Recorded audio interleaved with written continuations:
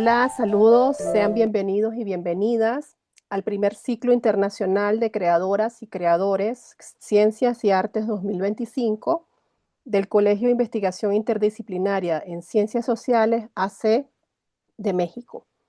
Les habla Nel Mejías Guiza, soy profesora de la Universidad de los Andes y vivo en la cordillera andina de Mérida, en Venezuela. En este momento, en esta sesión, vamos a conversar con el profesor doctor Sergio Miranda Bonilla, quien es comunicólogo de profesión, académico y docente universitario con formación en ciencias sociales, arte, humanidades, educación, música clásica y electrónica, además en estudios de audio y estudios sonoros, teología, religiones y sistemas de creencia. El profesor fue becario en el Programa Nacional de Posgrados de Calidad en México como alumno del doctorado interdisciplinario en arte y cultura con las universidades de Guanajuato, Guadalajara, Aguascalientes y Michoacán de San Nicolás de Hidalgo en México. Además de profesor es poeta, escritor, guitarrista, compositor y productor independiente. Ha colaborado en eventos académicos y culturales en distintas partes de México, así como en Argentina, Colombia, Venezuela, Ecuador, España, Serbia, Bosnia, Herzegovina, Estados Unidos y República Checa.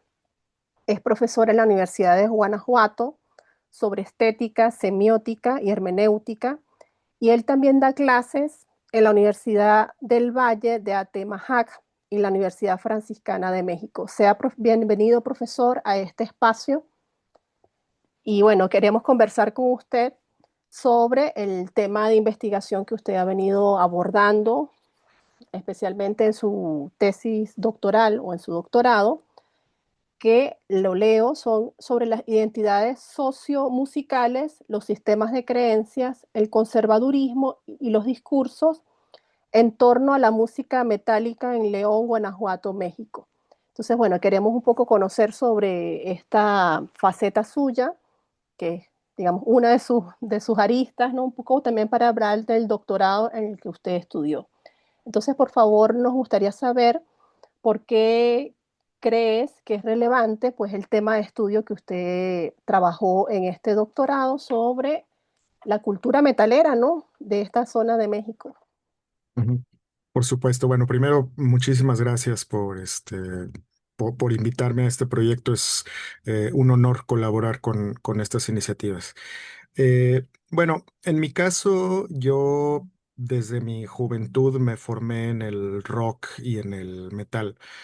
eh, Primero como ejecutante, como miembro de bandas y posteriormente se fue dando la oportunidad como profesor universitario de involucrarme en disciplinas que tienen que ver con el análisis de lo cultural y de cómo se va construyendo en torno a la música, ¿no? Y de la misma música o de las músicas en plural como articuladoras de cultura en primer lugar y también como articuladoras de identidades.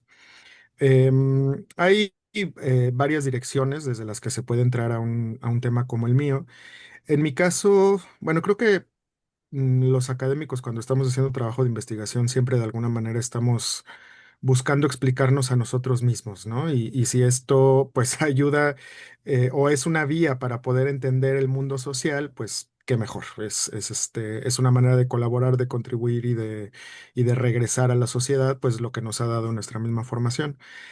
Y en mi caso ha sido tratar de entender estas tensiones o estas paradojas o estas aparentes contradicciones que se dan en el rock en general y en el metal en particular, entre la tendencia a autonombrarnos como rebeldes, contestatarios, antisistema de alguna manera, como si tuviéramos una visión alternativa de ver las cosas, pero al mismo tiempo que tendemos a una actitud muy ortodoxa con respecto a nuestras mismas músicas y a nuestras mismas manifestaciones culturales.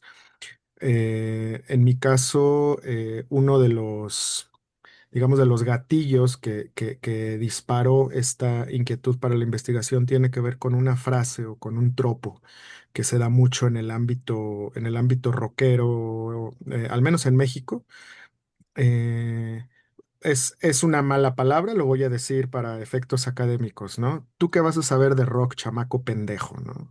Como esta idea de que las generaciones jóvenes o los adolescentes que apenas comienzan a involucrarse y que están muy apasionados en sus bandas, en querer saber, en escuchar, en buscar la música, en buscar los videos, de pronto se encuentra con actitudes por parte de rockeros o metaleros más viejos que ya tienen tiempo involucrados con esto y que de pronto reciben estas actitudes como de desprecio, ¿no? De humillación. Tú no sabes, tú eres un tontito, apenas estás en pañales en esto, tienes que escuchar a la verdadera autoridad. Yo sí sé de esto, yo ya tengo todos estos años, que pues es una posición terriblemente conservadora y que pues configura una paradoja, ¿no? En una manera de entenderse en la cultura como aparentemente abierto, alternativo, ¿no? Como con una buena disposición al cambio.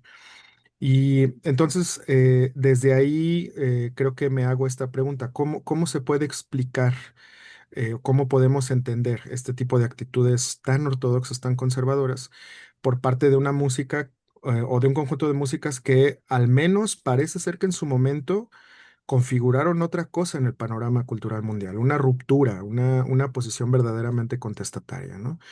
Y máxime cuando la zona en la que vivo, que se conoce como el Bajío mexicano, que es una zona conformada por varios estados de la República Mexicana. Yo me encuentro en el estado de Guanajuato, pero también una parte del estado de Jalisco, al norte Aguascalientes, Querétaro un poco, también un poquito del norte de Michoacán, el estado de San Luis Potosí también al norte.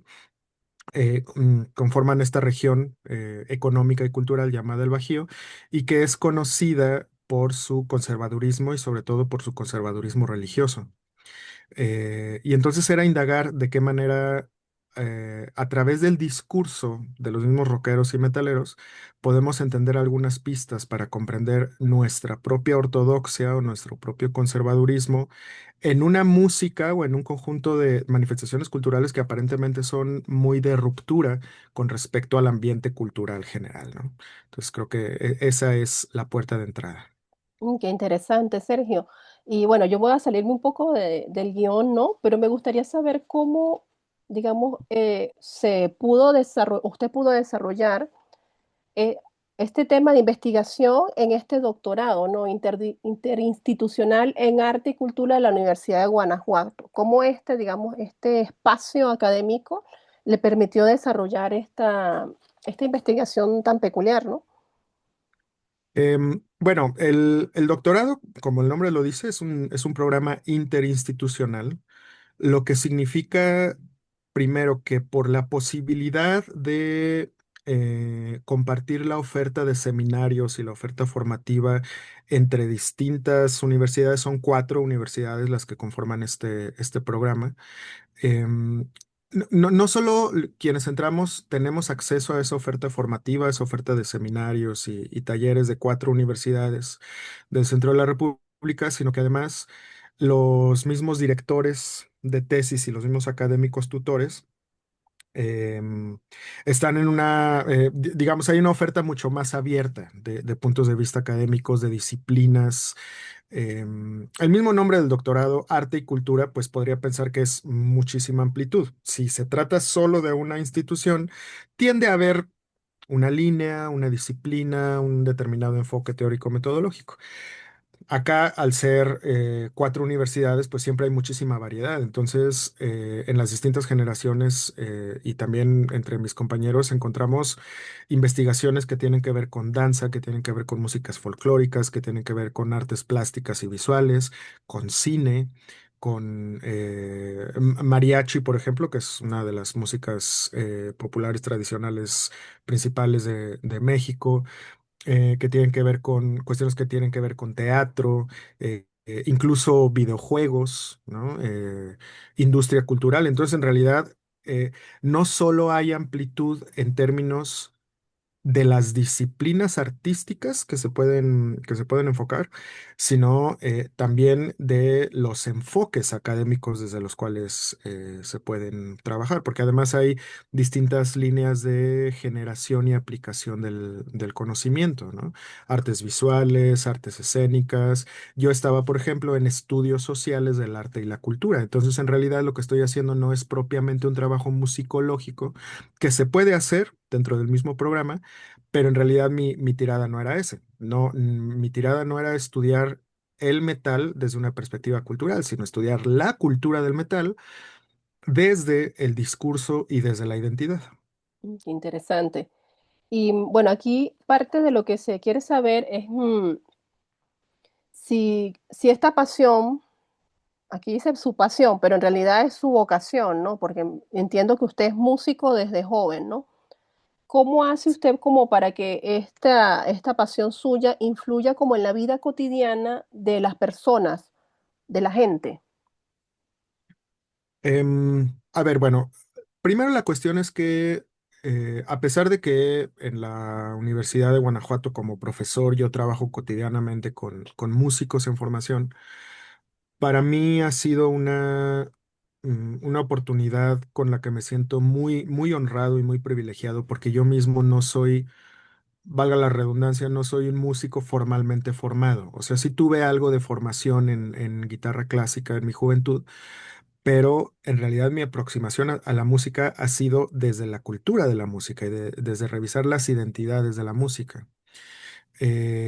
No soy músico académico, músico clásico, y eso a mí me da la oportunidad de mirar, digamos en términos de Pierre Bourdieu, ¿no? El campo de la música un poco desde fuera, como con un pie en el estudio de la comunicación y la cultura y con otro pie también en el ejercicio de la música, pero que tiene que ver justamente con el rock y con el metal. Entonces tengo una mirada diferente que creo que ha sido mm, afortunadamente muy bien recibida por el ámbito académico y yo me siento en ese sentido muy privilegiado de poder compartir con esto, porque además algo de lo que tiene que ver con el trabajo con músicos es que creo que sí somos gente apasionada, pues, o sea, somos gente que estamos, como decimos en México, muy clavados con lo que hacemos y la posibilidad de entablar diálogo con respecto a distintas aristas y a distintas dimensiones de lo que hacemos, pues es maravillosa, no únicamente desde una perspectiva de la formación ortodoxa tradicional de la música académica, ¿no? De la cuestión de la técnica, de la ejecución, etcétera, sino también de lo que tiene que ver, por ejemplo, con cuestiones del negocio musical o lo que en México llamamos, por ejemplo, el hueso. ¿Qué es el hueso? La práctica de tocar por dinero en eventos que a veces no tienen nada que ver como con la propia vocación o con el propio gusto, en alguna ceremonia religiosa, en un bautizo, en una fiesta de 15 años. Y entonces los chicos con los que estoy trabajando se están formando, por ejemplo, como violinistas y son perfectamente capaces de tocar a Paganini, pero de pronto en una cena están tocando cosas de música muy pop o de New Age, ¿no? Y, no sé, creo que la posibilidad de poder dialogar de esto desde perspectivas que no sean la música ortodoxa o la música tradicional, no solo en mi trabajo como profesor, sino también en el mismo trabajo del doctorado, creo que ha sido un gran privilegio y pues ha sido una oportunidad deliciosa. Y digamos, ¿en qué está trabajando ahorita usted?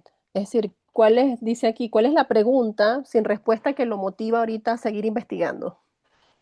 Bueno, en este momento en particular no tengo una investigación en curso. Mi doctorado es bastante reciente. Yo apenas en octubre presenté mi defensa de tesis y pues ahora estoy como en este momento burocrático en el que todavía estoy esperando mis papeles, en que llegue la factura, digamos, ¿no? En que llegue el título, etcétera. Y pues después de este programa, que fue un programa de 4 años, que fue pues, intenso, muy absorbente, estoy tratando de parar un momento. Creo que lo que puede venir tiene que ver con ampliar esta perspectiva de discurso, sistemas de creencias y conservadurismo, no solo a mi ciudad, en donde yo hice el trabajo de investigación, sino de extenderlo a otras regiones del Bajío, porque originalmente mi proyecto de tesis involucraba 6 ciudades en el centro del país. Y conforme va avanzando el programa, pues me doy cuenta de que es tremendamente ambicioso. Mi mismo director de tesis, el doctor Alejandro Martínez de la Rosa, es quien me dice, a ver, calma, para hacerlo bien, mejor vamos con pasos seguros y vamos limitando mejor el ámbito de investigación. Entonces creo que lo que puede seguir tiene que ver con eso, con extender esta experiencia a otras ciudades del centro del país. También tengo otras dos direcciones de trabajo que ha sido sobre cuestiones de el sonido y la factura del sonido, principalmente de la guitarra eléctrica en el rock y en el metal.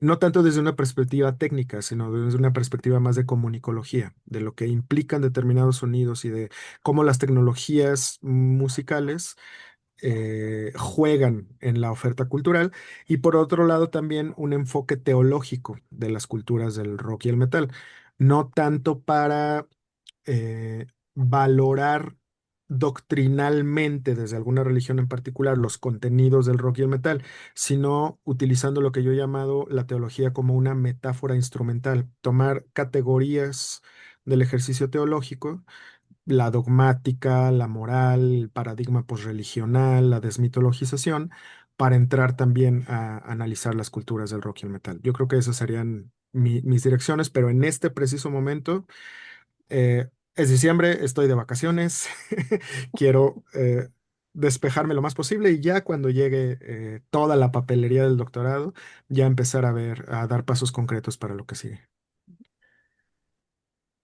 En este segundo bloque de la entrevista, me gustaría que pudiésemos seguir ahondando un poco sobre su trabajo, ¿no? Porque quedó así como en el aire cuáles fueron los hallazgos, ¿no? Principales es decir, me parece un poco contradictorio el hecho de que, como usted incluso lo enuncia, digamos, la cultura metalera sea tan, eh, genere ruptura, pues, sea, sí, sí, sea una cultura que genere ruptura y cambios y transformaciones en la música, pero en el fondo usted dice que son muy ortodoxos, ¿no?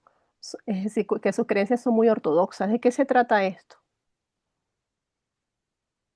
Eh, a ver, quizá en términos de la historia de la cultura occidental, el rock y el metal son fenómenos bastante novedosos, ¿no? Si estamos hablando de algo que tiene aproximadamente 70 años de historia, si empezamos a pensar en la década de los 50 del siglo pasado, pues es algo bastante novedoso con respecto a la gran tradición de músicas cultas y populares en Occidente. Pero finalmente son 70 años, o sea, son 70 años en los cuales se ha sedimentado cultura, ¿no? Para tomar un poco la metáfora del doctor Jesús Martín Barbero, el palimpsesto cultural, ¿no? De cómo van quedando las distintas capas de sentido y cómo ya hay sedimentos muy fuertes y cómo se puede hablar de que el rock ya no solo es cultura pop. Y aquí me refiero al pop no en oposición al rock como géneros musicales, sino como de estos ejercicios culturales atravesados por la industria cultural en el capitalismo.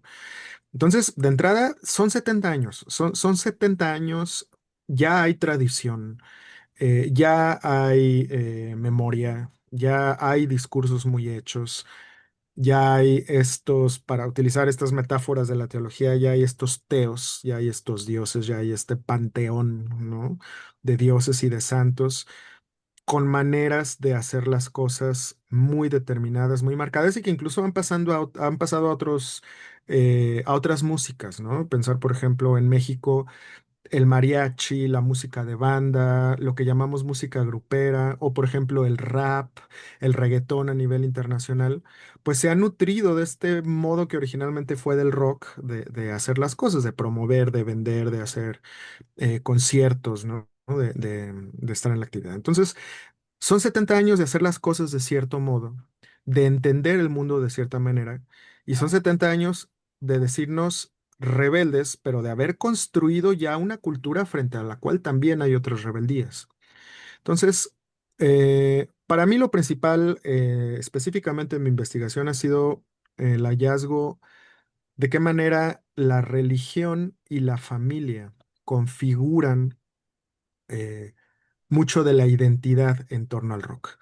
Un hallazgo importante es ver que muchas de las personas que se identifican como metaleras, es decir, que su identidad, que tienen la identidad sociomusical metalera, por cierto, el término de identidad sociomusical es un concepto desarrollado por el investigador mexicano Juan Rogelio Ramírez Paredes. El primero investigó sobre músicas bailables asociadas al italo disco en los ochentas, que en la Ciudad de México han construido pues toda una identidad y también todo un nicho muy, muy sólido y muy particular. Entonces tomo este concepto de la identidad sociomusical, lo aplico para iluminar el fenómeno metalero y darme cuenta de cómo la familia y la religión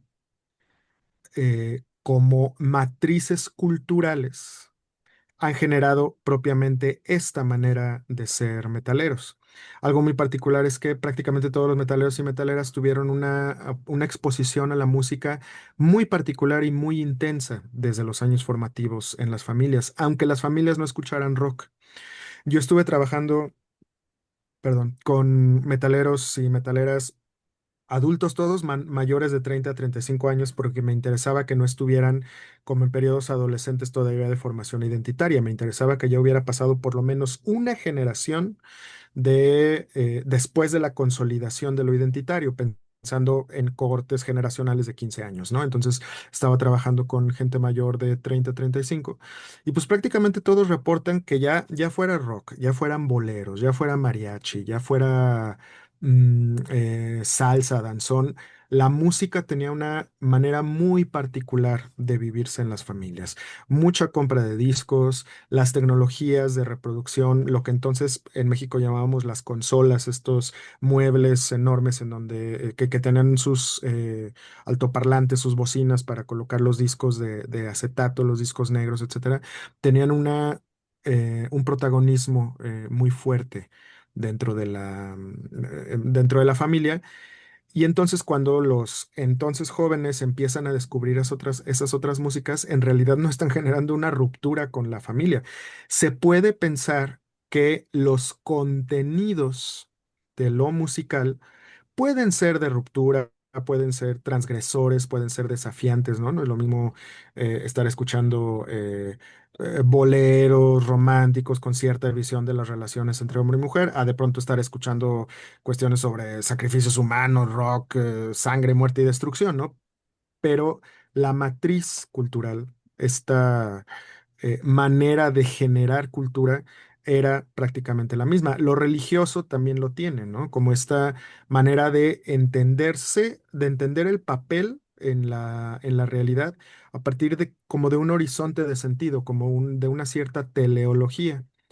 Los términos de las matrices culturales pues, son originales de Berger y Luckman, pero yo los trabajé desde la perspectiva de Katia Mandoki, de una investigadora mexicana que tiene un catálogo de 6 o 7 matrices culturales. La matriz médica, por ejemplo, también tiene la matriz ocultista o la matriz escolar, pero en particular me llamó mucho la atención lo familiar y lo religioso. Ver que no hay propiamente ruptura, sino que la opción por el rock y el metal en realidad son una continuidad. Se podría hablar incluso de una fidelidad a la manera de ser familia y a la manera de conformarse socialmente desde lo religioso. Y esto, Sergio, podría incidir en un rock con identidad de Guanajuato. No lo sé, y en realidad mi investigación no apunta tanto a eso, porque yo no trabajé directamente con músicos, yo no trabajé directamente con productores de música, sino más bien con los públicos, con las audiencias. Eh, yo creo que si hiciéramos un ejercicio de estudio de la oferta, de lo que podríamos llamar la escena metalera en Guanajuato, que yo soy un poco renuente a utilizar los términos de escena, luego me parece que se utiliza de un modo un poco vago. Creo que lo que tenemos son distintas escenas en las distintas ciudades y en los distintos estados. Eh, No sé si pueda hablarse de que puede generar un rock particular de Guanajuato, pero sí una manera muy particular de aproximarse a ello. Otro, y para iluminar esto, hablo de otro de los hallazgos, que para mí originalmente como metalero guanajuatense había quedado en uno de mis puntos ciegos, y que el doctor Alejandro Martínez de la Rosa, mi director de tesis, es el que me ayuda a iluminar. Él no es nativo de la ciudad de León, él es de Ciudad de México. Y cuando le comento que a los metaleros, cuando éramos jóvenes aquí en León, nuestros papás nos amenazaron con quemar nuestras playeras de calaveras y con los signos de las bandas, y nos dicen, te voy a quemar esa playera si sigues escuchando tu música del diablo, la voy a quemar, ¿no? Y para mí era muy natural porque es algo que los metaleros aquí conocemos y que es parte de nuestra propia formación. Y para mi director de tesis era, espera, ¿cómo que quemar? O sea, a ver, no nos amenazaban con castigarla o con simplemente tirar a la basura o regalarla, no, era quemarla. El fuego que purifica, es el fuego que purifica el pecado, ¿no? eh, de nuevo, ahí está precisamente la relación con lo religioso, que algo que es algo que tenemos como región cultural muy, muy particular. Entonces, no sé si haya en lo musical o si desde una perspectiva musicológica se puede entender que el rock o el metal en Guanajuato tengan determinadas particularidades, pero los metaleros en Guanajuato sí que las tenemos. Aunque estemos escuchando a nuestro modo a las grandes bandas internacionales, ¿no? A Iron Maiden, a Black Sabbath, a Metallica, a Gojira, quien sea. Lo hacemos desde una manera muy, muy propia. En este segundo, sería así, segundo bloque de la entrevista, se quiere un poco conectar, ¿no? Digamos, su tema de investigación, Sergio, con el mismo ciclo, ¿no? Que es de creadores y creadoras de ciencias y arte. Y una de las preguntas se relaciona un poco cómo este tema que usted investiga o investigó se relaciona con la ciencia y ellos hablan aquí de la literatura, ¿no? En el guión, pero en realidad del arte, pues, como se debería entender el arte en un término más amplio. ¿Cómo se podría relacionar, pues, no?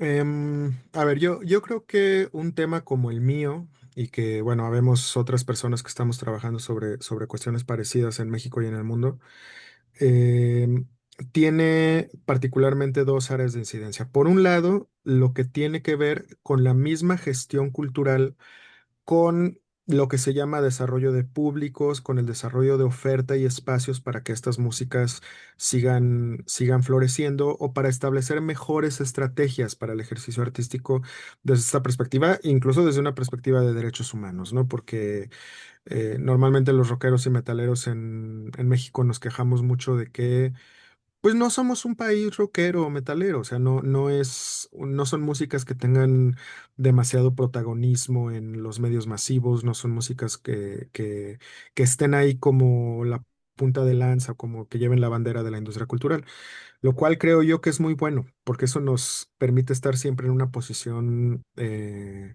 en parte de resistencia, pero al no tener el protagonismo, siempre podemos mirar los fenómenos, creo que desde una perspectiva también más contestataria y más rebelde. Eso por un lado. Pero también está la cuestión misma del conservadurismo, que finalmente creo que es un tema que en los últimos años está muy en la agenda pública, ¿no? Ante la crisis del capitalismo tardío, ante esto que algunos, como Yanis Varoufakis, ¿no? Que ya no llaman el capitalismo, sino el tecnofeudalismo, y de cómo estas ofertas muy conservadoras e incluso ultraconservadoras, bueno, pues tenemos el triunfo ayer bueno, en esta semana de un partido de derecha en Chile, ¿no? De un partido que tiene una posición muy particular con respecto a la dictadura de Pinochet en Chile. Tenemos a Milei, tenemos a Trump, tenemos todas estas ofertas, y creo que nos permiten entender justamente desde la posición artística, creo que nos permiten entender, o más bien nos dan las herramientas para poder comprender mejor estos fenómenos, entender que se trata de dinámicas antropológicas muy profundas, muy nuestras, y entonces saber qué podemos hacer con eso y saber cuáles pueden ser las alternativas, ¿no? Eh, y poder entender cómo de pronto, no sé, encontramos que hay gente que dice que la ultraderecha es el nuevo punk. Ujú. Cómo ahora ser contestatario, ser rebelde, ¿no? Es ser, no sé, católico tradicionalista o defender el matrimonio tradicional o estar en contra de derechos reproductivos. Esa es la rebeldía, ¿no? Quiero pensar que ejercicios como el que estoy haciendo y como el que estamos haciendo otros investigadores en ámbitos similares nos permiten comprender mejor eso y entonces ofrecer alternativas y ofrecer soluciones. ¿Y qué estrategia usted emplea o tú empleas, Sergio, para que, digamos, toda esta línea de investigación que es tan importante, sabiendo que México, pues, no es un país metalero, pues, ¿no? Pueda comunicarse, socializarse al público, ¿no? Afortunadamente, no soy el único que está trabajando sobre esto. Pertenezco a una red de investigadores de músicas metálicas en México, al Seminario de Estudios en Heavy Metal, que agrupa a distintos investigadores también en nuestro país, y a la Sociedad Internacional de Estudios de Música Metal a nivel mundial.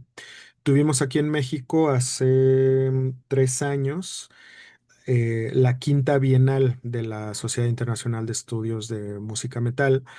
El Seminario de Estudios en Heavy Metal sesiona mensualmente y ofrece las sesiones como un ejercicio de divulgación. Entonces se transmiten en redes sociales, se publican cosas. También participé, por ejemplo, hace unos meses en el segundo Congreso Internacional de Terror y Metal, que fue una iniciativa realizada tanto desde México como desde Chile, ¿no? Entonces, creo que es una gran fortuna que, pues desde esa pasión de la que hablábamos hace un rato, eh, no nos asumimos solo como metaleros, sino como académicos que están trabajando con y desde el metal. Y yo creo que eso es una gran fortuna, ¿no? Si estuviera yo solo, probablemente no, creo que no hubiera tenido las oportunidades de dialogar con otros colegas, de compartir profesionalmente distintos espacios. Y yo creo que aquí la comunidad es fundamental. Finalmente estamos construidos desde nuestra relación con el otro. Y para mí en esto de los estudios este, de metal y desde el metal, esa ha sido la experiencia. Siempre estar en diálogo con otras personas apasionadas de esto, que para quienes el metal no es solo una cuestión muy identitaria y muy importante, sino también es un foco y un fermento para producir conocimiento. Bueno, perfecto. Hay, digamos, hay varias preguntas que quedaron como en el aire, pero creo que con tu intervención se han podido como cubrir, ¿no? Pero antes de despedir, me gustaría que pudieses compartir, Sergio, tus redes sociales, donde la gente te puede seguir, donde te puede leer para que entre en contacto contigo y con lo que has escrito. Em, bueno, tengo una página en academia.edu, creo que me pueden encontrar así como Sergio Miranda Bonilla, meterse a mi perfil de ORCID también, si me buscan como Sergio Miranda Bonilla de esa manera me pueden encontrar, o en Facebook y en Instagram, así tal cual con esos nombres, Sergio Miranda Bonilla, todo junto sin espacios, de esa manera ahí podemos entablar contacto. Ok. Y bueno, ¿qué mensaje le podrías dejar a alguna persona, algún investigador que se quiera iniciar en este tema de investigación? Em, que sean muy honestos con respecto a sus inquietudes e intereses. Creo que lo que, lo que puede facilitar es la honestidad. Lo que puede facilitar la honestidad es la claridad de los temas de investigación que finalmente se transforman en problemas de investigación, que luego se formulan como preguntas que terminan concretándose en objetivos, ¿no? Entonces yo creo que esa honestidad con respecto a la propia, em, a la propia inquietud o a los propios intereses, creo que puede ser un buen trampolín para llegar a una investigación viable. Bueno, Sergio, muchísimas gracias por tu tiempo. Esperamos que esta presentación pueda llegar a, a los corazones, diría yo, de muchos investigadores e investigadoras relacionados con la música, ¿no? Estuvimos en este momento con el profesor doctor Sergio Miranda Bonilla, quien nos habló de su investigación sobre músicas metálicas en León, Guanajuato, México. Invitamos a que puedan seguir el resto de transmisiones del primer ciclo internacional de creadoras y creadores de ciencias y artes 2025. Muchísimas gracias por su tiempo. Muchas gracias.